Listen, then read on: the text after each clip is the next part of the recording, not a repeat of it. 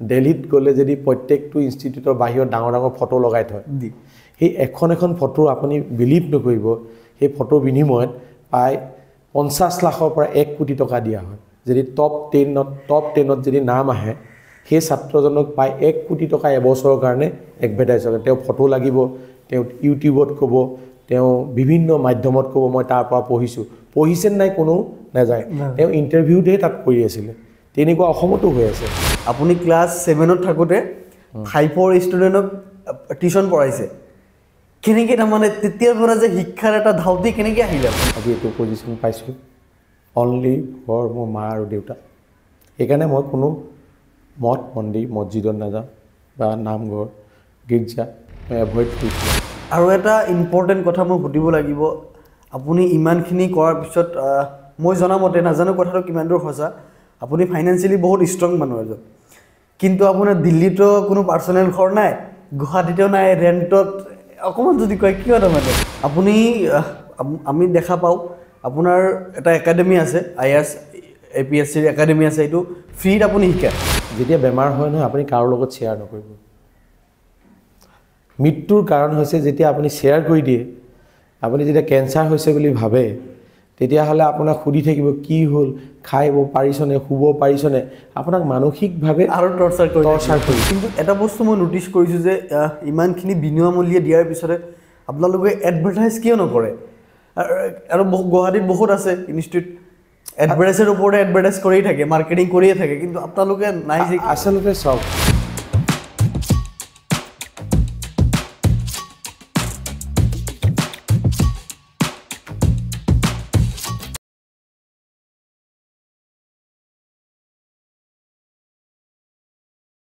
ৰাজীৱ দা welcome to non political podcast okay thank you কি খবৰ দাদা মোৰ ভাল প্ৰথমে নন পলিটিকেল যিটো চেনেল সেই চেনেলটোৱে কম সময়ৰ ভিতৰতে যি ভাল কাম কৰিছে তাৰ বাবে আপোনালোকক শুভেচ্ছা দিছোঁ নন পলিটিকেলৰ আঁৰত পলিটিকেল মানুহকো আপোনালোকে আমন্ত্ৰণ কৰে শিক্ষাবিদক আমন্ত্ৰণ কৰে তাৰ বাবে আপোনালোকক হৃদয়ৰ পৰা ধন্যবাদ জ্ঞাপন কৰিছোঁ যাতে অসমত আপোনালোকৰ এই চেনেলৰ যি পডকাষ্ট এই পডকাষ্টৰ জৰিয়তে এটা নতুন মেছেজ দিব পাৰে তাৰ বাবে আপোনাক অনুৰোধ জনাইছোঁ লগতে এই চেনেলৰ জৰিয়তে অসমবাসীক আগতীয়াকৈ নতুন বছৰৰ শুভেচ্ছা আৰু ভোগালী বিহুৰ শুভেচ্ছা জ্ঞাপন কৰিছোঁ আমি পডকাষ্ট কেতিয়া কৰি আছোঁ মাত্ৰ 2 দিন বাকী আছে নতুন বছৰত আমি এটা পডকাষ্ট কৰি আছোঁ হয় তো দাদা দিনটো কেনেকৈ বিজি থাকে অকণমান কওক দিনটো আচলতে মই ৰাতিপুৱা 3:45ত মই শুই উঠোঁ 3:45ত মই শুই উঠাৰ পিছত মই অকণমান প্ৰণায়াম কৰোঁ তাৰপিছত মই গা ধুই যিহেতু মই ভগৱানক অতি বিশ্বাস কৰোঁ গতিকে মই ভগৱানৰ 1008টা নাম জপ কৰোঁ আৰু তাৰপিছতে মই নিউজ পেপাৰখিনি পঢ়িবলৈ আৰম্ভ কৰোঁ প্ৰথম মই ইণ্টাৰনেশ্যনেল লেভেলত যিবিলাক নিউজ পেপাৰ আহে ৱাশ্বিংটন টাইমছ পাকিস্তানৰ এখন ভাল পেপাৰ আছে ডন টকিঅ' টাইমছ যিখিনি ৱৰ্ল্ডৰ বেষ্ট নিউজ পেপাৰ সেইখিনিত আজি তাৰিখত ৱৰ্ল্ডত কি হ'ল সেইখিনি চোৱা চিতা কৰোঁ আৰু তাৰপিছত মই নেক্সট ইণ্ডিয়াৰ আটাইতকৈ best newspaper Indian Express Hindu Asian Age Pioneer তাৰপিছত অসমৰ ট্ৰিবিউন এই নিউজ পেপাৰকেইখন মই পঢ়াৰ পিছত মই এনেকৈ পঢ়ি থকাৰ মাজতে একাপ সদায় মই গ্ৰীণ টি খাওঁ বৰ্তমান মই এখন কাৱা বুলি কয় জম্মু কাশ্মীৰ আটাইতকৈ পপুলাৰ এটা চাহপানী ঠাণ্ডা দিনত কাৱা খাওঁ কাৱা খাই মই 8টা বজাত আচলতে মই কামখিনি নিজে কৰোঁ মোৰ ঘৰত কোনো মানুহ নাই যিমানখিনি কথা আমি জানিম তো কাৱা একাপ খাই তাৰপিছত মই লাহেকৈ মোৰ দিন মোৰ 8:30 পৰা ক্লাছ থাকে কাৰণ মই কিছুমান ছাত্ৰ ছাত্ৰীক পঢ়াম মই পিছত কম তাৰ ক্লাছত যাওঁ ক্লাছত যোৱাৰ পিছত আকৌ এনেকৈ 1 বাজে 1 বজাত মই লাঞ্চ ব্ৰেক এটা লওঁ 20 মিনিটছৰ তাতে লাঞ্চ কৰাৰ পিছত আকৌ মই এডুকেশ্যনৰ লগত লাগি থাকোঁ সন্ধিয়া সময়ত বিভিন্ন নিউজ চেনেলত যাবলগীয়া হয় তাৰপিছত আকৌ মই ৰাতি ষ্টুডেণ্টৰ কাৰণে সৰুকৈ এটা ভিডিঅ' বনাওঁ লাইভ ছেশ্যন এটা ৰাখোঁ মটিভেশ্যনেল স্পীচ তাৰপিছত আকৌ নিজে কাম কৰিব লাগে বনোৱা মেলা কৰাৰ পিছত ভগৱানক চিন্তা চৰ্চা কৰি 11টা বজাত মই শুওঁ এইটোৱে হৈছে মোৰ দিনচৰ্যা 11টা বজাত টোপনি আহে 3:30 বজাত উঠি যায় কেনেকৈ পচিবল হয় একচুৱেলি এইটো মোৰ জীৱনৰ আটাইতকৈ জীৱনটো মই আজি এইটো অৱস্থালৈ লৈ লোৱাৰ পিছত আৰৰ মূল কাহিনীটোৱে হৈছে যে মানে সোনকালেই শুব লাগে একচুৱেলি মই আগতে শুওঁ 7:30তে মই শুই যাওঁ কিন্তু বৰ্তমান সময়ত এনেকুৱা বিজি শিডিউল হৈ গ'ল বহুতৰ কথা ক'ব লাগে বহুতৰ লগত কথা পাতিব লাগে সেইকাৰণে গৈ শিডিউলটো হৈ গ'ল 11টা বজাত কিন্তু যিটো 3:45 সেইটো ব্ৰহ্ম মুহূৰ্ত বুলি কয় সেইটোত হৈছে বিশ্বৰ ব্ৰহ্মাণ্ডত হেনো অক্সিজেনৰ লেভেল বাঢ়ি যায় আৰু সেই সময়ত সদায় ভাল চিন্তাবোৰ আহে সেইকাৰণে মই 3:45টো কেতিয়াও আজিলৈকে মই যিমান মোৰ মনত আছে মই মিছ কৰা নাই যদি মই ক'ৰবাত আলহী ঘৰতো থাকোঁ তাততো মই উঠি পেলাই একো কৰিব নোৱাৰোঁ কিন্তু 3:45ত উঠি পেলাই মই বাহিৰলৈ গৈ মুখখন ধুই আহি পেলাই আকৌ লাগিলে শুই যাম কিন্তু দিছ ইজ মাই শিডিউল এনেকৈ হ'লে কিন্তু বহুত এটা ভাল এটা পৰিৱেশ হ'ব কিন্তু আজিকালি আমি নোৱাৰোঁ কিন্তু হয় আমি 9টা 10টাৰ আগতে টোপনিৰ পৰা উঠিবই নোৱাৰোঁ হয় আপুনি ৰাতিপুৱা মোক কওঁতে 9টা বজাত আহিব কৈছে মই কৈছোঁ আজি শেষ মই উঠিম কেনেকৈ নাই মই তোমাক 5টা বজাতে কল কৰা কথা আছিলে কাৰণ মই মানে মোৰ শিডিউলবিলাক সদায় ফিক্স থাকে কাৰণ মানে মই একচুৱেলি প্ৰথম যিটো ফোন কল হয় আজি মই তোমাক কৰিছোঁ ছেকেণ্ড কলটো প্ৰথম ফোন যিটো কল হয় সেইটো মই ভগৱানক কৰোঁ মই ভগৱানক আচলতে প্ৰথম ফোনটো কৰোঁ সেইটোৱে মোৰ মানে মোৰ দিনটো আৰম্ভ হয় আপুনি অকণমান ফিল কৰিছে কিয় তাৰমানে দুখ ফিল কৰিছে কিয় তাৰমানে অকণমান কওক কথাখিনি আচলতে মা কথা ক'লে মোৰ মনটো বেয়া লাগি যায়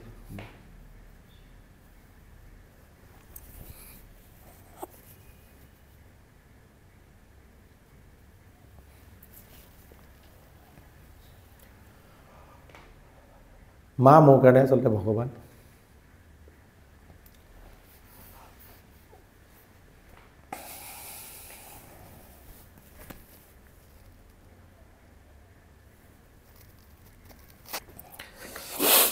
মাৰ পৰাই আচলতে মই গোটেই মোৰ জীৱনটো আজি মই যিটো পাইছোঁ তাৰপিছত মা আৰু দেউতা মই ভগৱান মানুহ তেওঁ কথা ক'লে মই আচলতে ইম'চনেল হৈ যাম বহুত এটাচমেণ্ট আছে যিটো আচলতে মই ক'ব নোৱাৰোঁ কাৰণ সেইটো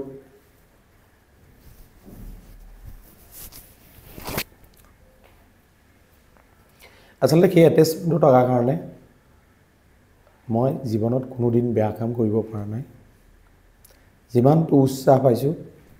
অকল ইয়াতে নহয় যেতিয়া মই মা বুলি ক'বলৈ মই আচলতে চকু পানী ওলাই আহে বহুত এটা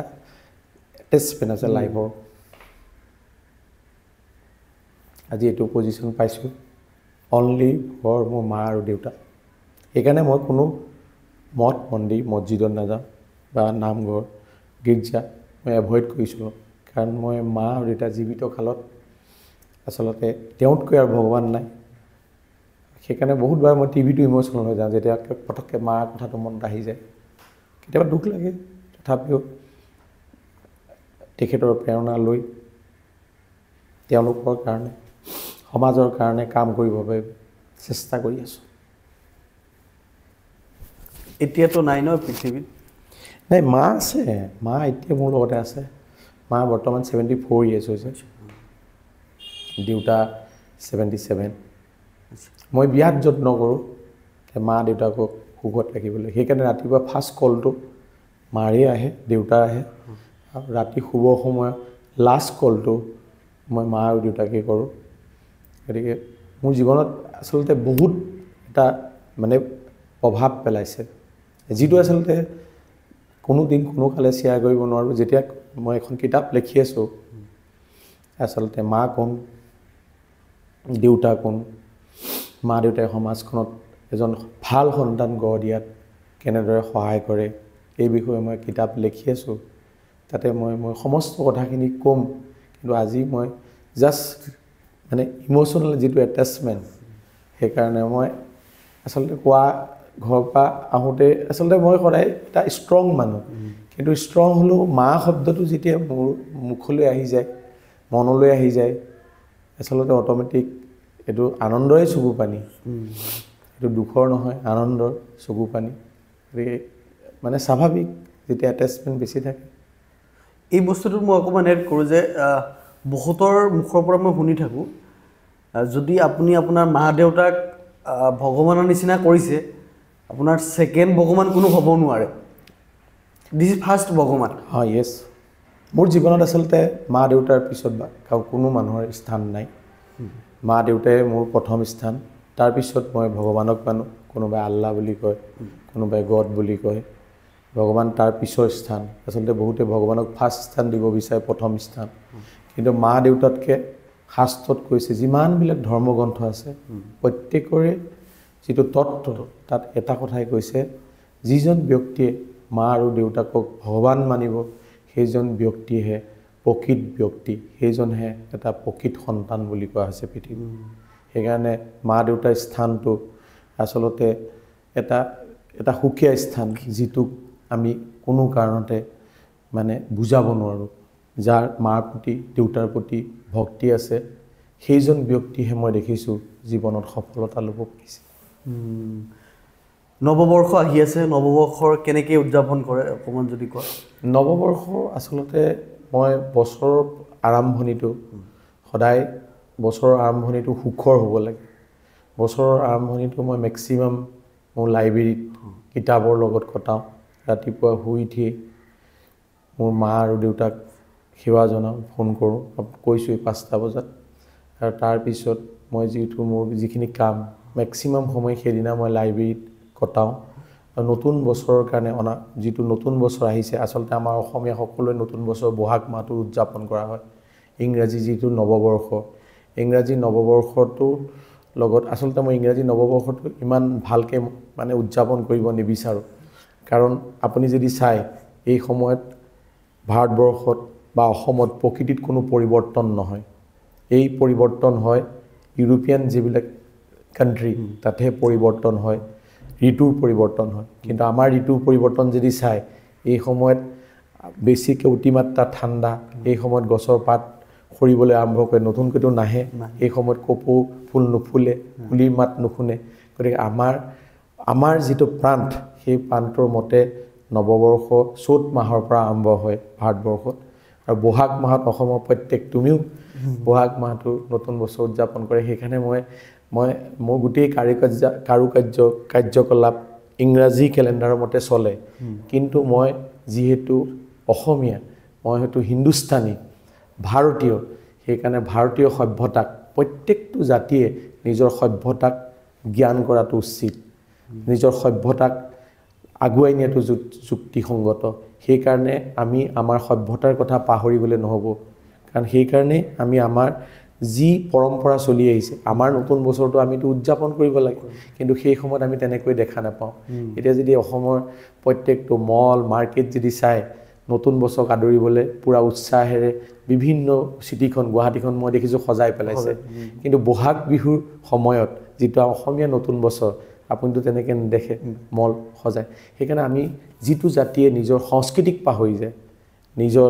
নিজৰ যিটো অৰিজিনটোক পাহৰি যায় সেইটো জাতি মই এইটো কোৱা নাই যে ইংৰাজী নৱবৰ্ষ আমি বিৰোধী কৰিব লাগে চিটুৱেশ্যন বেছ কাৰণ ইউৰোপিয়ান নেশ্যনবিলাকত সেই সময়ত ঋতুৰ পৰিৱৰ্তন হৈছে আমাৰ ইয়াততো হোৱা নাই তথাপিও মই যিহেতু ইংলিছ কেলেণ্ডাৰ মতেই চলিব লাগে সেইকাৰণে নৱবছৰ প্ৰথমত মাৰ ওচৰত সেৱা কৰাৰ পিছত মোৰ পঢ়া টেবুলত এখন এগছি বন্তি আছে তাতে সেই বন্তি গছ জ্বলাই শপত লওঁ যাতে আহি থকা সময়খিনি 364 দিন সময় যাতে সমাজৰ কাৰণে দেশৰ কাৰণে জনমভূমিৰ কাৰণে কিবা এটা কৰিব পাৰোঁ আৰু সেই গোটেই কথাখিনি আচলতে মই মোৰ ডায়েৰীখনত প্ৰায় 35 বছৰ ধৰি লিখি আছোঁ আৰু সেইমতে গোটেই মোৰ সেই আপকামিং যিটো ইয়েৰ মানে আৰম্ভণি সেইমতে মই চলোঁ আমি এই ডায়েৰীখন এদিন চাব লাগিব কি লিখা আছে ডায়েৰীত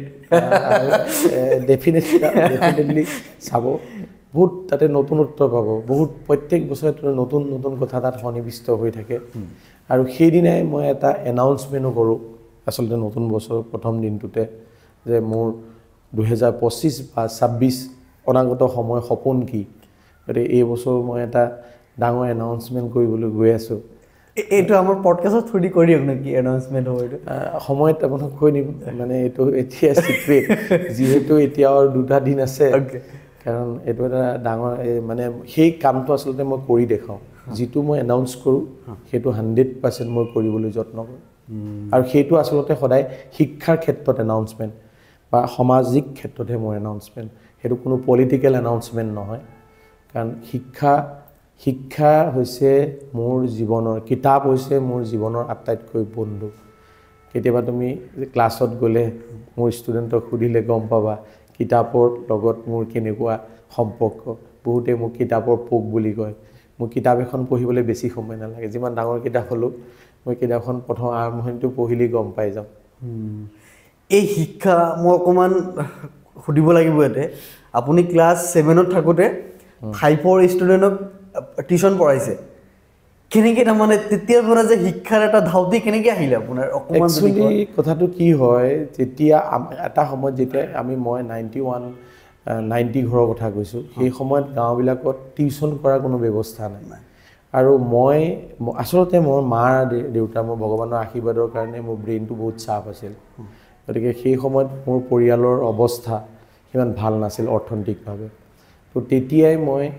কিছুমান সৰু সৰু কাম, যেনেকৈ গাঁৱৰ মোৰ সৰু ক্লাছৰ, মই 9ৰ পৰা একচুৱেলি টিচাৰেই হৈ গ'লোঁ। মই 9ত থাকোঁতে ক্লাছ 5, 4ৰ ল'ৰা ছোৱালীক পঢ়ুৱাওঁ, আৰু তাৰ পৰা সেই সময়ত মানে 20 টকা 30 টকা মাহেকত পায়। কিন্তু মই সেই সময়তে 20 টকা 30 টকা কৰিয়ে 400 টকামান গোটা, আজিৰ তাৰিখত যিটো 4 লাখ টকামান ভেলু হয়। গতিকে মই গোটেই, যদি কেতিয়াবা মোৰ মাৰ যদি ষ্টুডিঅ'লৈ আহে, মায়ে ক'ব যে মই গোটেই বস্তুটো হৈছে মোৰ যিটো শিক্ষা এনেকুৱা এটা বস্তু, সেই শিক্ষাটোক মই সমাজলৈ প্ৰসাৰিতও কৰিছোঁ, আৰু তাৰ পৰা মই জীয়াই থকাও তাক আহিলা হিচাপে গ্ৰহণ কৰিছোঁ। আৰু এটা বস্তু কি, শিক্ষা আমাৰ অতি প্ৰয়োজন। মানে এটা কথা আছেনে যে আপুনি শিক্ষাই আপোনাৰ চকুৰ এইটো খুলি দিয়ে, মুকলি কৰি দিয়ে। হয়, তো সেইকাৰণে আমাৰ প্ৰত্যেকজন মানুহৰ শিক্ষাটো প্ৰয়োজন। তো এইটো চাওক যে শিক্ষা বস্তুটো এনেকুৱা যে শিক্ষাই সমাজখনক এখন সুস্থ,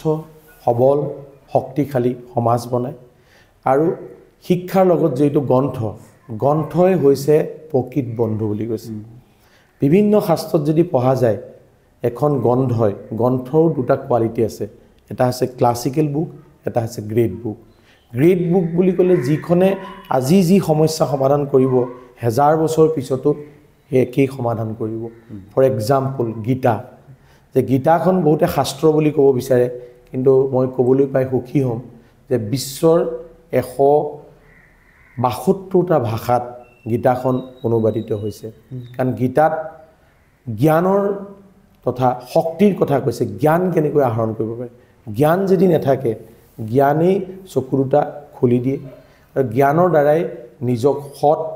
হৃদয়ৰ মানুহ হিচাপে প্ৰতিষ্ঠা কৰিব পাৰে। সেইকাৰণে হৈছে শিক্ষাই হৈছে এখন সমাজৰ আটাইতকৈ ডাঙৰ চাবিকাঠি। আপুনি আমি দেখা পাওঁ আপোনাৰ এটা একাডেমি আছে, IAS APSCৰ একাডেমি আছে, এইটো ফ্ৰীত আপুনি শিকায়? ডেফিনেটলি মই একচুৱেলি ইয়াৰ পিছৰো কাহিনী আছে। কাৰণ মই প্ৰথমে UPSC প্ৰিপেৰেশ্যন কৰিছিলোঁ। এটা সময়ত মই টিচাৰ আছিলোঁ। 5 বছৰ শিক্ষকতা কৰাৰ পাছত মোৰ এটা সপোন আহিলে যে সমাজখনৰ কাৰণে যদি ভাল কাম কৰিবলগীয়া হয়, তেতিয়াহ'লে প্ৰশাসনিক দিশতো নিজকে ষ্ট্ৰং কৰিব লাগে। সেয়েহে মই চাকৰি বাদ দি মই সেই সময়ত মই নৱপুৰ উচ্চতৰ মাধ্যমিক বিদ্যালয়ত চাকৰি কৰিছিলোঁ। আৰু সেই সময়ৰ বহু ছাত্ৰ, যিসকল ছাত্ৰক পঢ়ুৱাইছিলোঁ, আজি তাৰিখত বহুত ডক্টৰ, ইঞ্জিনিয়াৰ বিভিন্ন পোষ্টত আছে। আৰু তাৰপিছত মই 2002 চনত স্কুল এৰি মই দিল্লীলৈ যাত্ৰা কৰিলোঁ UPSC পৰীক্ষাৰ প্ৰস্তুতিৰ বাবে। মই ইণ্টাৰভিউলৈকে পাইছিলোঁগৈ, কিন্তু কিবা কাৰণত ইণ্টাৰভিউত আচলতে চিলেক্ট নহ'লোঁ। আৰু এইটো মোৰ কাৰণে আশীৰ্বাদ। আচলতে ভগৱানে মোক ক'লে যে নিজে চিলেক্ট হ'লে নহ'ব, 1000জনক চিলেক্ট কৰিব লাগিব। সেইকাৰণে তেতিয়া মই এটা ইনষ্টিটিউট সংকল্পত মই যিটো সংকল্পে প্ৰথমে ইণ্টাৰভিউ গাইডেঞ্চ দিছিল, তাতে মই মানে গাইডেন্সৰ ব্যৱস্থা কৰিলোঁ তাৰপিছত মই একাডেমিক ডাইৰেক্টৰ হ'লোঁ আৰু মই সুদীৰ্ঘ 20-22 বছৰ সংকল্পৰ একাডেমিক ডাইৰেক্টৰ আছিলোঁ আৰু সংকল্পৰ লগতে আৰু এটা অনুষ্ঠান আছে যিটো সামাজিক ক্ষেত্ৰত কাম কৰে ডাইচ India Delhi Institute for Administrative Service যিটো ইনষ্টিটিউটত যিখিনি ছায়েন্স বেকগ্ৰাউণ্ডৰ ষ্টুডেণ্টক UPSC পঢ়ায় তাৰ মই কাৰ্যবাহী সঞ্চালক গতিকে এই দুইটা অনুষ্ঠানৰ পৰা আজিলৈকে প্ৰায় 4000তকৈ অধিক ছাত্ৰ ছাত্ৰীয়ে UPSC পাবলৈ সক্ষম হৈছে IAS অসমতো আমাৰ তাত পঢ়ি অহা বহু কেইজন আপুনি যদি নিজে কৰে মই নকওঁ অন টিভিত কেতিয়াও নকওঁ বহু কেইজন আজি অসমত আছে প্ৰায় অসমৰ 50% জিলাত আমাৰ তাত পঢ়ি অহা ছাত্ৰ ছাত্ৰী ডেপুটি কমিশনাৰ হৈ আছে পুলিচ সুপাৰিনটেণ্ডেণ্ট হৈ আছে সেইকাৰণে মই বহুত সুখী আৰু এই ছাত্ৰসকলে সমাজৰ কাৰণেও বহুত ভাল কাম কৰিছে প্ৰতি বছৰে প্ৰেসিডেন্টে 10টা প্ৰেসিডেন্ট গেলেণ্টাৰী এৱাৰ্ড ঘোষণা কৰে তাৰ ভিতৰত মোৰ ইনষ্টিটিউটৰ পৰা প্ৰায় 50% লোকে এই প্ৰেসিডেন্ট গেলেণ্টাৰী এৱাৰ্ড গোল্ড মেডেল পাবলৈ সক্ষম হয় প্ৰশাসনিক ফিল্ড এটো এই গুটি ক্ৰেডিটবোৰ আৰত আছে মোৰ ভগৱান মা আৰু দেউতা আৰু আপুনি কলেজ ফ্ৰী অফ কষ্ট কেনেকৈ কৰে তাৰমানে কেনেকৈ সাৰ্ভাইভ ফ্ৰী অফ কষ্ট আজিও সব সমাজত এনেকুৱা বহু ব্যক্তি আছে আমি আসলতে সেই ব্যক্তিবিলাকক ৰিকগনাইজ নকৰোঁ মই যেতিয়া দিল্লীত আজি খুলিলোঁ আপুনি দিল্লী গ'লে আমাৰ ইনষ্টিটিউট গ'লে সংকল্প বা ডাইচত গ'লে দেখিব যে 5000 টকাত আমি যিখিনি থকা খোৱা ফুল লাইব্ৰেৰী ফেচিলিটি দিল্লীত সেইখিনিতো আমি মানে অকমান মিনিমাম ফিজ লওঁ যিখিনি ল'ৰা ছোৱালী একো দিব নোৱাৰে সেইখিনি সম্পূৰ্ণ ফি পঢ়ো এডপ আমি কোনোবা এজন ব্যক্তিক ফোন কৰোঁ যে এনেকুৱা ল'ৰা এটা ভাল চোকা মেৰিটেছ গতিকে আপুনি তাৰ শিক্ষাৰ ক্ষেত্ৰত কিবা কন্ট্ৰিবিউশন দিব নেকি সেই কন্ট্ৰিবিউশনটো আমি লৈ সেইটোৱে সেই ছাত্ৰজনক পঢ়ুৱাওঁ মই এটা ক'ব লাগিব যে সময়ৰ জম্মু কাশ্মীৰৰ গভৰ্ণৰ আছিল জগমোহনজী তেওঁ বহু কেইখন কিতাপ গুড গভৰ্নেন্সত লিখিছিল সেই গুটি কিতাপখিনি যিমানখিনি ৰয়েলিটি পায় সেই ৰয়েলিটিখিনি আমাক দিয়ে পায় 5 লাখ মান টকা আমাক দিয়ে তেনেকৈ অসমৰ সত্যকাম দত্ত তেওঁ দেউতাকৰ নামত তেওঁ ভাল IRS অফিচাৰ তেওঁ মাকো এজ এ টিচাৰ স্কুলত ধেমাজিত ঘৰ তেওঁ মাক আৰু দেউতাকৰ নামত এটা ট্ৰাষ্ট বনায় তেওঁ যিমানখিনি ইনকাম কৰে তাৰ 20% এই দুখীয়া ছাত্ৰ ছাত্ৰীসকলক পঢ়ুৱাবৰ কাৰণে প্ৰায় 5 জন ছাত্ৰ ছাত্ৰীক বিনামূলীয়াকৈ APSC আৰু UPSC বাবে পঢ়ুৱাই আছে ঠিক তেনেকৈ জিতু দলে আজি এক্সাইজ কমিশনাৰ হয় অসমৰ মোৰ বন্ধু বুলি কক মোৰ ভাইটি বুলি কক হি আমাৰ তাত পঢ়া গতিকে ই এটা ফাইনেন্স সেক্ৰেটাৰী হৈ আছে হিউ বহুতে সহায় কৰে মোক যে ছাত্ৰ ছাত্ৰীসকলক বিনামূলীয়াকৈ পঢ়াত এনেকুৱা বহুজন আছে মই এজন দুজনৰ নাম লৈছোঁ তেনেকুৱা যেনেকৈ অসমৰ সন্মানীয় DGP ছাৰ GP সিং ছাৰে এই সময়ত প্ৰায় 365টা ইনষ্টিটিউটলৈ কিতাপৰ টোপলা দিছে UPSC APSC এনেকুৱা কাইণ্ড হাৰ্ট বহুত আছে গতিকে সেই কাইণ্ড হাৰ্ট মানুহখিনি কথা আসলতে বহুতে নাজানে তো এই কাইণ্ড হাৰ্ট মানুহখিনি মোৰ লগত জড়িত হৈ আছে কিন্তু এটা বস্তু মই নোটিছ কৰিছোঁ যে ইমানখিনি বিনামূলীয়া দিয়াৰ পিছতে আপোনালোকে এডভাৰটাইজ কিয় নকৰে আৰু গুৱাহাটীত বহুত আছে ইনষ্টিটিউট এডভাৰটাইজৰ ওপৰতে এডভাৰটাইজ কৰিয়ে থাকে মাৰ্কেটিং কৰিয়ে থাকে কিন্তু আপোনালোকে নাই যে আসলতে সব এডভাৰটাইজ আমি এই কাৰণেই নকৰোঁ আজি কোনোবা এজন ল'ৰাই মই যেনেকৈ মোৰ জীৱনটো বনোৱাৰ ক্ষেত্ৰত আটাইতকৈ বৃহৎ ভূমিকা মোৰ মা দেউতা মোৰ শিক্ষাগুৰু যোনে মোৰ LP স্কুলত পঢ়াইছিলে হাই স্কুলত পঢ়াইছিলে কলেজত তেওঁলোকে পঢ়ুৱাৰ কাৰণত এটা কোচিং ইনষ্টিটিউটত জাষ্ট 6 মাহ বা 7 মাহ পঢ়ুৱা গতিকে আমি ক্ৰেডিটটো কেনেকৈ ল'ম 2 নম্বৰ কথা যেতিয়া এজন ছাত্ৰ অফিচাৰ হিচাপে সিলেক্ট হৈ যায় তেওঁ যদি ফটোখন আমি লগাই দিওঁ সেইটো ওৱান টাইপ অফ বিজনেছ হৈ গ'ল মাৰ্কেটিং হৈ গ'ল গতিকে আমি যদি তেওঁ চাকৰিত জয়েন নকৰা আগতে মাৰ্কেটিং আপোনাক মই এটা ইণ্টাৰেষ্টিং কাহিনী কৈছোঁ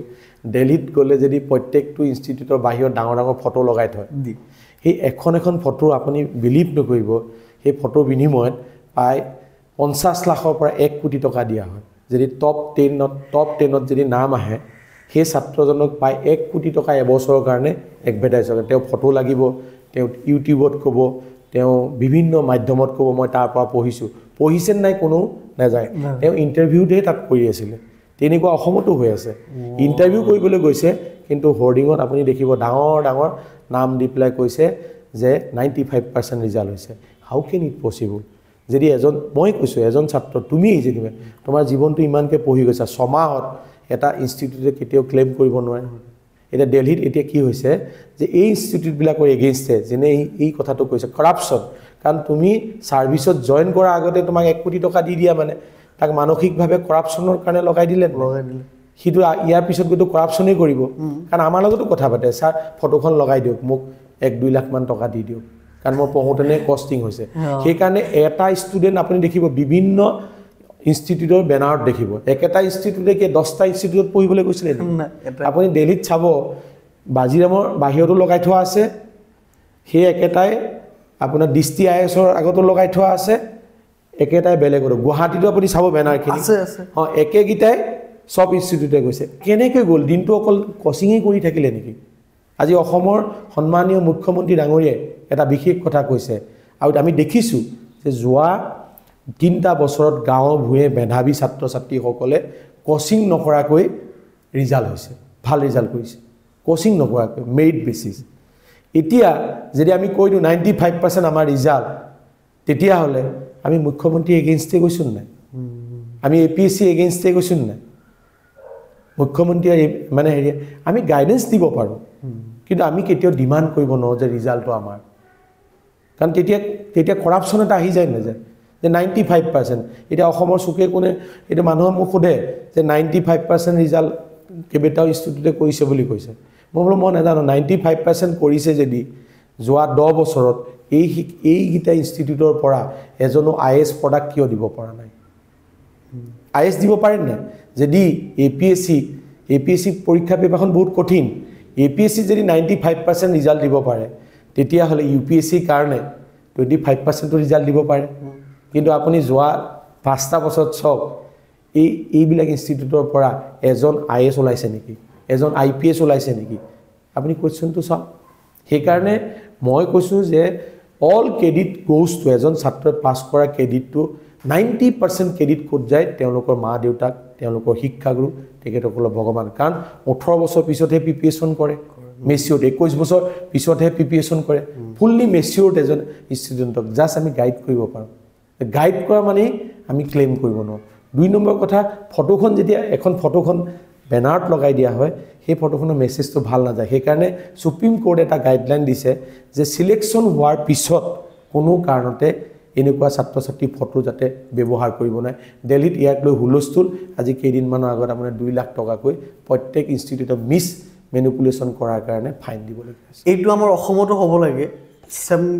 একচুৱেলি মই নকওঁ কাৰণ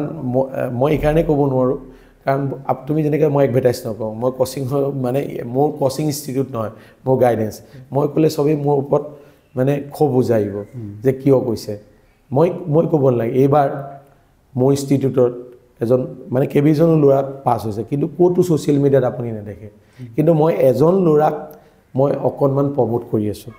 এইকাৰণে প্ৰমোট কৰিছোঁ সেইজন হৈছে সমাজৰ আদৰ্শ ভোলাবৰী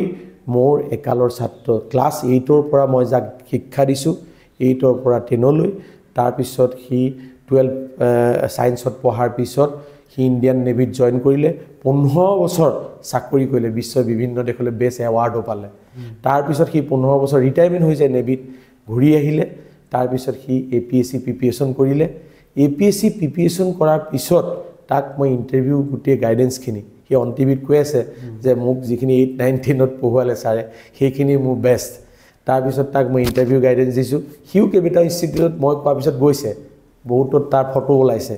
কিন্তু সি অৰিজিনেলি মোৰ একান্ত ছাত্ৰ তাৰপিছত 15 বছৰ চাকৰি কৰাৰ পিছত সি আকৌ APS পাইছে আটাইতকৈ ডাঙৰ কথা হয়নে নহয় যে 15 বছৰ এটা ইনিংছ খেলাৰ পিছত ছেকেণ্ড ইনিংছ খেলিছে তাতকৈ এইটো ডাঙৰ নাথাকে সেইকাৰণে মই তাক সমাজত দেখুৱাইছোঁ যে বহু কাম সমাজত এনেকুৱা কৰিব পাৰি আৰু এটা ইম্পৰ্টেণ্ট কথা মই সুধিব লাগিব আপুনি ইমানখিনি কৰাৰ পিছত মই জনামতে নাজানো কথাটো কিমান দূৰ সঁচা আপুনি ফাইনেন্সিয়েলি বহুত ষ্ট্ৰং মানুহ এজন কিন্তু আপোনাৰ দিল্লীতো কোনো পাৰ্চনেল ঘৰ নাই গুৱাহাটীতো নাই ৰেণ্টত অকণমান যদি কয় কিয় তাৰমানে আচলতে মই যেতিয়া দিল্লীত আছিলোঁ মোৰ ৰুমটো এতিয়াও আছে মই এতিয়াও যাওঁৱেই মোৰ ৰুমটো হৈছে 10/8 এটা সৰু ৰুম তাতে মই থাকোঁ তাতে ষ্টুডেণ্টবিলাকে মোক কাফি সহায় কৰে ইভেন গুৱাহাটীলৈ অহাৰ আগত মোৰ এটা বেংক একাউণ্টো নাছিলে বেংক একাউণ্ট সঁচানে কথাটো 100% সঁচা মোৰ বেংক একাউণ্টো নাছিলে গুৱাহাটীলৈ আৰু আপুনি ক'লে মানে সেইটো বিশ্বাস নকৰে মোক কিন্তু কি হৈছে ভগৱানে প্ৰতি সময়তে সহায় কৰে বিপদ আপদে মানে মোৰ যদি কিবা এটা বিপদ হয় এই যে মোৰ ষ্টুডেণ্টখিনি যে আছে এই যিখিনি মোৰ লগত বহুত ক্লোজ সিহঁতে মোক এনেকৈ সহায় কৰে মই তোমাক নকওঁ যদি কওঁ বোলে মই ক'ৰবাত যাব লাগে মোৰ টিকেটটো সিহঁতে কৰি দিয়ে মোৰ মোবাইলটো ৰিচাৰ্জ কৰা মানুহ আছে মোক ড্ৰেছ আপ কৰা কাপোৰ কেনেকুৱা পিন্ধিব লাগে কেনেকুৱা ড্ৰেছ পিন্ধিব লাগে প্ৰত্যেকটো বস্তু মোক দিয়া মানুহ আছে কাৰণ শিক্ষকৰ কাৰণে সন্মান চবেই কৰে গতিকে মই সেইকাৰণে আচলতে বেংক একাউণ্টৰ অনুভৱেই কৰা নাছিলোঁ কিন্তু গুৱাহাটীলৈ আহি অকণমান কেতিয়াবা অনুভৱ দিল্লীততো মোৰ অনুভৱেই নহয় কাৰণ দিল্লীত মই খোৱাও চিন্তা কৰিব নালাগে কাৰণ কিতাপৰ কাৰণে চিন্তা কৰিব নালাগে দিল্লীত কুমাৰ বুক ডিপো বুলি এটা বুক ডিপো আছে তেওঁলোকৰ ল'ৰাজন আমাৰ ইনষ্টিটিউটৰ পৰা IPS পালে গতিকে মই যদি কিতাপ কিনিবলৈ তালৈ যাওঁ বহুত ফেমাছ হয় কিতাপকেইখন ফ্ৰী গতিকে মোক পইচা কিয় লাগে যদি মোৰ মোবাইলটো ৰিচাৰ্জ খতম হ'লে কোনে ৰিচাৰ্জ কৰে মই আজিলৈকে উলিয়াব পৰা নাই মোৰ দুটা মোবাইল আছে ৰিচাৰ্জটো কৰিয়েই দিয়ে কোনোবাই যদি মই ক'বলৈ যাওঁ বুলি মই ফেচবুকত লিখিহে দিওঁ যাওঁ বুলি ক'লে টিকেট কৰা মানুহ লাইন লাগি যায় চব ফ্লাইটৰ টিকেট কাটি দিওঁ নেকি গুৱাহাটী বা দিল্লীত ক'ত থাকিব মুম্বাইত ক'ত থাকিব গতিকে এইখিনি সুবিধাটো আচলতে সমাজৰ কাৰণে ৰাইজৰ কাৰণে এইখিনি সুবিধা পাইছোঁ সেইকাৰণে মই ভাবোঁ বেংক একাউণ্টটো দৰকাৰ নাই আৰু একচুৱেলি বেংক একাউণ্ট থাকিলে মানুহ বেছিমান ঘমণ্ডি হয় ইগো হয় পইচা আছে কিবা আছে তুমি যদি মোটাল সেইদিনা গৈছা তুমি নিজে দেখিছা মই নিজে চাহ বনাই তোমাক দিছোঁ নিজে খাইছোঁ সেইদিনা বাৰু তোমাক চাহ খুৱাবলৈ নহ'লে তাৰ আগত আমি চাহ এবাৰ বনালোঁ কাৰণে মই বনাবলৈ মন নগ'লে তো ঘৰ চাফা কৰা এই যে এযোৰ যে পিন্ধি আহিছোঁ নিজে ধুওঁ নিজে ইস্ত্ৰি কৰোঁ ইয়াতে মই আকৌ সুধিব লাগিব এই যে গোটেই কাম নিজে কৰে কিয় আজিলৈ বিয়া কিয় পতা নাই নে কি প্ৰেম কৰি বিয়া পতাৰ পৰা একদম দূৰত গৈছে নে কি এটা মানে নাই প্ৰেম হৈছে প্ৰেম নাহে বুলি কোৱা নাই প্ৰেম হৈছে কিন্তু মোৰ প্ৰেম হৈছে মা আৰু দেউতাৰ লগত না সেইটোতো আমাৰ চবৰে হয় নৰ্মেলি নাই সেইটোৱে মোৰ প্ৰথম প্ৰেম আৰু ছেকেণ্ড প্ৰেমটো হৈছে মোৰ কিতাপৰ লগত ছেকেণ্ড প্ৰেম থাৰ্ড প্ৰেমটো হৈছে মোৰ সমাজৰ লগত এটা এটাচমেণ্ট কিন্তু মোক বহুতে এইটো নহয় যে বহুত প্ৰপ'জেল মই জীৱনত পাইছোঁ বহুত এনেকুৱা পাইছোঁ বহুতে ভাল পোৱাৰ প্ৰস্তাৱ দিয়ে ভাল পোৱা আচলতে মই ভাল পাবলৈ মোক ভাল পায় আচলতে যিজন মানে যোনে ভাল পাব বিচাৰে তেওঁ আচলতে নুবুজে মোৰ জীৱনটো অলপ বেলেগ ধৰণৰ গতিকে মই কেতিয়াও নাভাবোঁ যে মোৰ এনেকুৱা এটা মানে জীৱনত কাৰণ ৰাতি 3:30 বজাত উঠোঁ যদি মই বিয়া পাতোঁ মোৰ মানুহজনী 3:30 বজাত উঠাৰ সম্ভাৱনা নাথাকে গতিকে মই সেইকাৰণে মই ভাবোঁ মই কাপোৰটো বহুত ড্ৰেছ আপবিলাক বুলি চাওঁ ৰাতিপুৱা প্ৰেছ লগাই দিওঁ প্ৰত্যেকটো বস্তু ইভেন মই গেঞ্জিটোলৈকে ইস্ত্ৰি কৰি পিন্ধোঁ মানে মই বহুত কমফৰ্টেবল জোনত থাকোঁ গতিকে ইমানখিনি কাম মই ডিচিপ্লিনত আছোঁ চবেই কৰিব নোৱাৰিবও পাৰে আৰু সেইকাৰণে আৰু 2 নম্বৰ কথা মানে কি হয় সামাজিকভাৱে যদি জীয়াই থাকে যদি পৰিয়ালকেন্দ্ৰিক হৈ যায় পৰিয়ালকেন্দ্ৰিক হ'লে আপুনি যিমান কাম কৰিম বুলি ভাবিলে কাম কৰিবলৈ সুবিধা নাপায় বিশ্বত আমি বহু ব্যক্তিক দেখিছোঁ যেতিয়া ফেমিলিৰ লগত ইনভলভ হৈ যায় তেতিয়া সামাজিক কাম কৰিবলৈ বা শিক্ষা ক্ষেত্ৰত কাম কৰিবলৈ যিটো সুবিধা পাব লাগে সুবিধাটো নাপায় কাৰণ মোৰ মানুহজনী কেনেকুৱা হ'ব কাৰণ মইতো নাজানিম আৰু মানুহজনীক টাইমো দিব লাগিব মানুহজনীকতো টাইম দিব আজিকালি টাইম নিদিলে দুচৰা দিনেই ডিভোৰ্চ হৈ যাব আৰু মোৰ কাৰণে টাইমেই নাই মই যদি মানুহজনীক টাইম দিব নোৱাৰোঁ তো মানুহজনী কিমান বেয়া পাব মানে অন্তৰ মিলন হ'ব লাগে অন্তৰ মিলন হ'বলৈ মোৰ হিচাপত অন্তৰ মিলন হ'ব নোৱাৰে কাৰণ এইকাৰণে নোৱাৰে মোৰ গোটেই হিচাপ কিতাপটো অলপ বেলেগ এতিয়া মই কেতিয়াবা বহুত প্ৰপ'জেল দিয়ে ৰিচেণ্টলি মই দিল্লী যাওঁতেনে এটা প্ৰপ'জেল আহিছিলে তেওঁ ছোৱালীজনী আমেৰিকাত চাকৰি কৰে মই বহুত দিনৰ পৰা চিনি পাওঁ তো ফেমিলিয়ে মোক প্ৰস্তাৱ দিছে যে মানে আপুনি যদি বিয়া পাতে বহুত মই নাম নকওঁ বহুত বিগ ফেমিলি হয় তো প্ৰপ'জেল দিছে মই লগতে কৈছোঁ মোৰ একো মানে মই বিয়া পতাৰ কোনো হেৰি নাই কিন্তু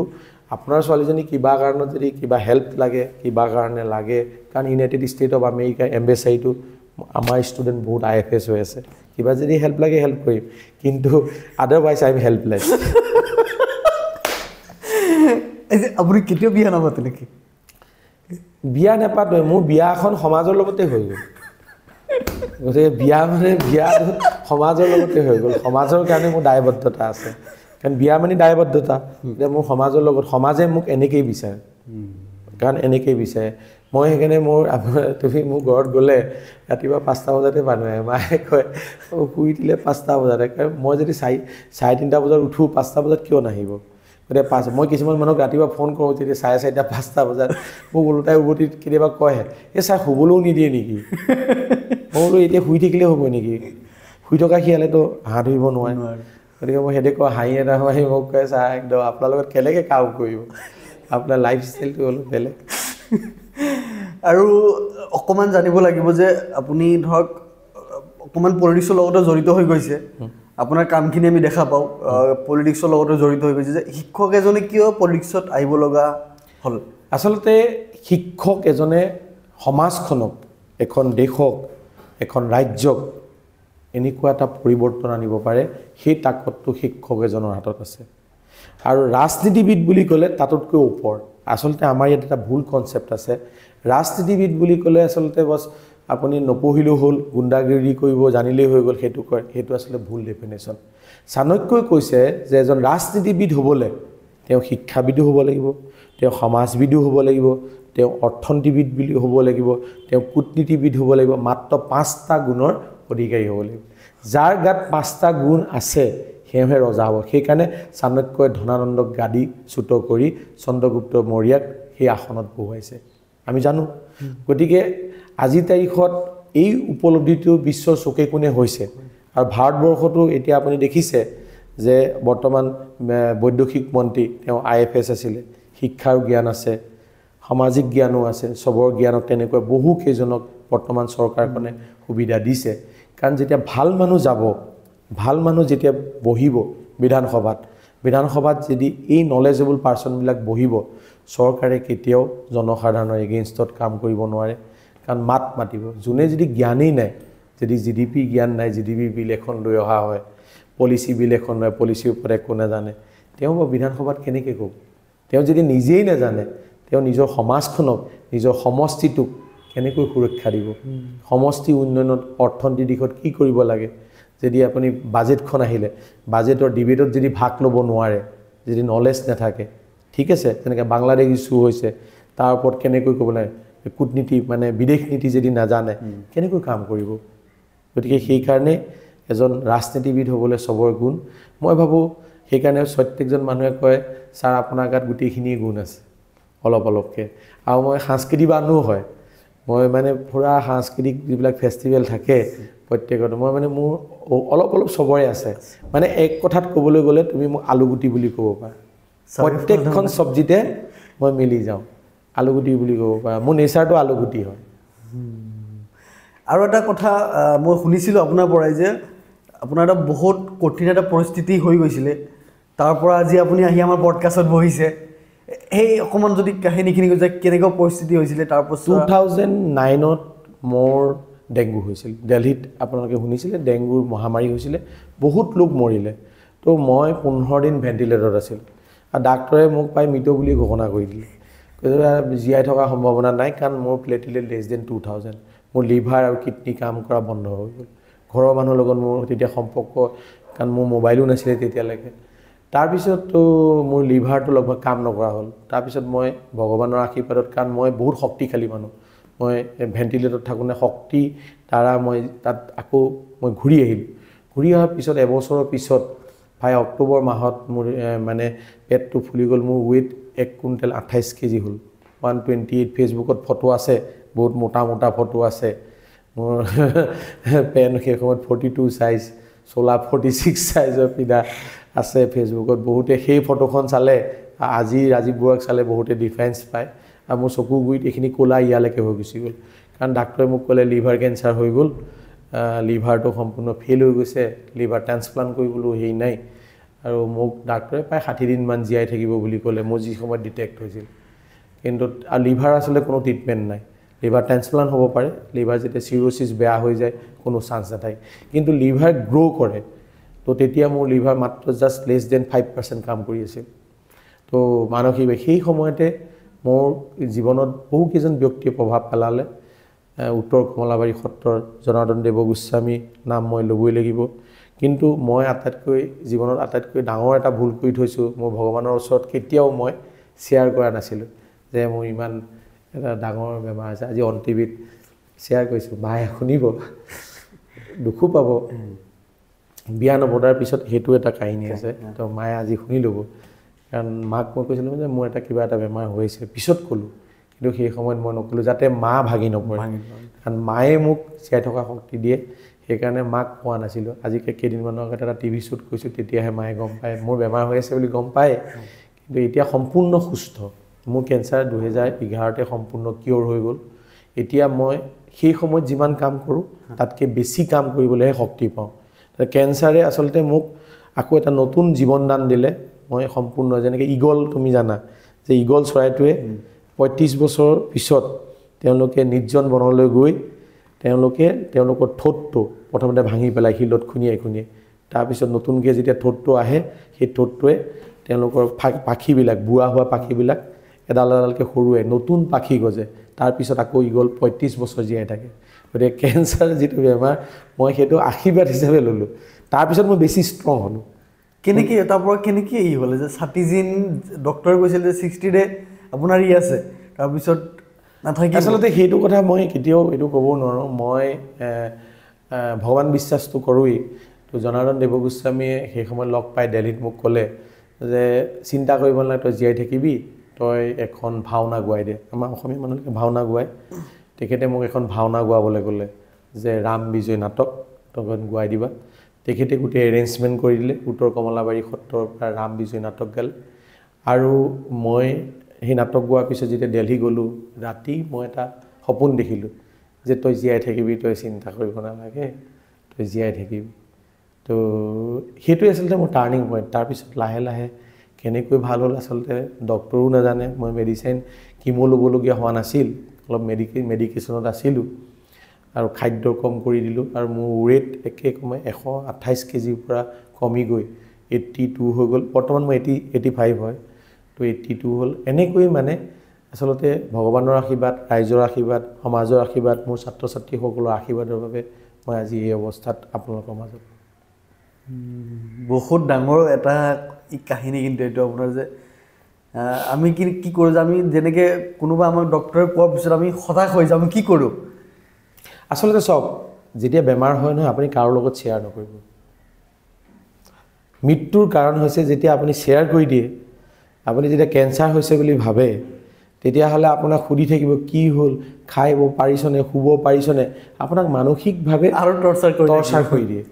সেই টৰ্চাৰটো যাতে আপুনি কৰিব নিদিয়ে মই যেতিয়া বেমাৰ হ'ল মই নিজক যুঁজিছোঁ মই বেলেগৰ লগত শ্বেয়াৰ কৰা নাই দুটা মানুহক মই ক'লোঁ মা দেউতাৰ লগতো শ্বেয়াৰ কৰা নাই মায়ে তেতিয়া ডেইলি শুব নোৱাৰিব মোৰ কাৰণে আৰু এজন মানুহ মৃত্যুৰ পথলৈ যাব ঘৰখনৰ অৱস্থা বেয়া হৈ যাব গতিকে মই নিজে ফাইট কৰিছোঁ কাৰণ নিজে ফাইট কাটিবলৈ সেইকাৰণে ষ্ট্ৰাগল ফৰ ফিটনেছ যদি ষ্ট্ৰাগল কৰিব নোৱাৰে ডাউৰিনে কি বুলি কৈছে পৃথিৱীৰ পৰা বিলুপ্ত হৈ গুচি যাব আমি ড'ডো চৰাই কথা দেখিছোঁ গতিকে মোৰ ষ্ট্ৰাগলটো তুমি কেতিয়াও ল'ব নোৱাৰা তাৰ অংশীদাৰ হ'ব পাৰা কিন্তু ষ্ট্ৰাগলটো সদায় নিজে কৰিবলৈ শিকিব লাগে আৰু এইটোৱেই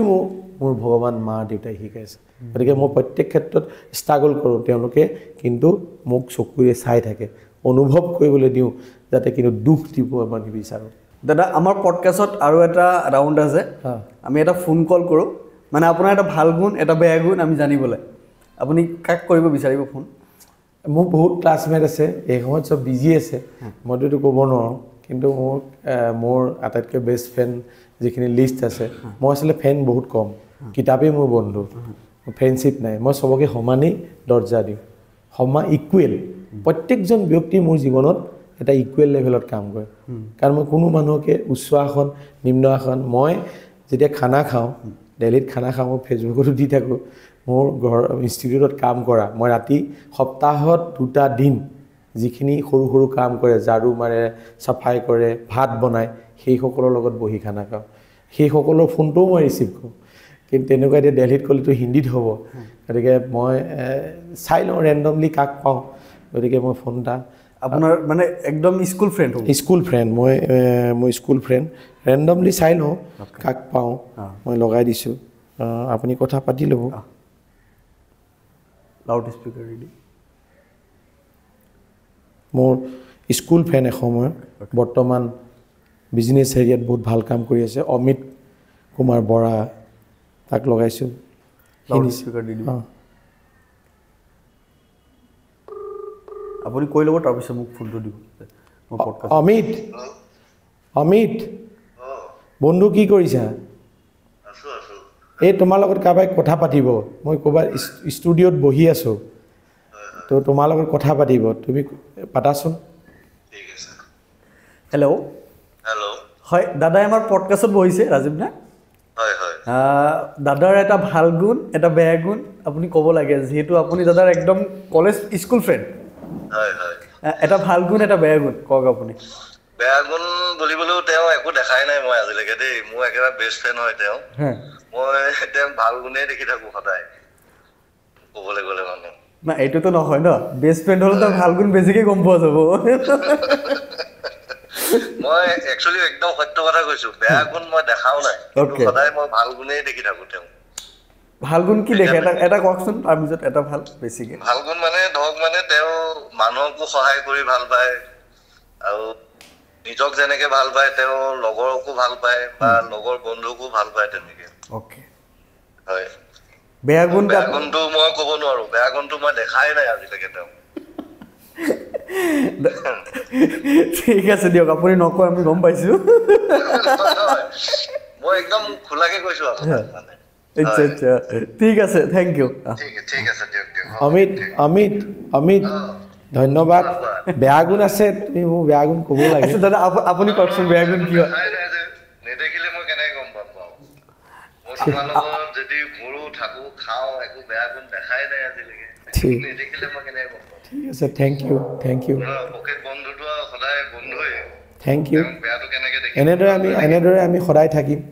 হয় হয় হয় থেংক ইউ নিশ্চয় থাকিম দেই Thank ঠিক you. আছে দিয়ক থেংক ইউ দাদা আপোনাৰ বেষ্ট ফ্ৰেণ্ডে নক'লে আপোনাৰ বেয়া গুণ কি আপুনি নিজে কওক নাই এবাৰ নাই মোৰ বেয়া গুণ এটাই আছে সেইটো হৈছে মই কম শুওঁ আচলতে সেইটো কাৰণে ডক্টৰে বহুবাৰ এডভাইচ দিছে বহুবাৰ মই বেমাৰ পৰি যাওঁ কম খোৱাৰ বাবে মই জেনেৰেলি 4.5 ঘণ্টামান শুওঁ আৰু ডক্টৰে মোক সদায় এডভাইচ দি থাকে যে 7 ঘণ্টামান মিনিমাম 6.5 ঘণ্টামান মিনিমাম শুব লাগে তো মই 6.5 ঘণ্টা জীৱনত শুয়ে পোৱা নাই আজিলৈকে গতিকে ডক্টৰৰ ওচৰলৈ গ'লে সদায় গালি খাওঁ সেইটো মোৰ বেয়া গুণ এটা কথা এতিয়া মই সুধিব লাগিব আপোনাৰ নামটো লোৱাৰ লগে লগে বহুতকেইটা প্ৰশ্ন মোৰ আহি যায়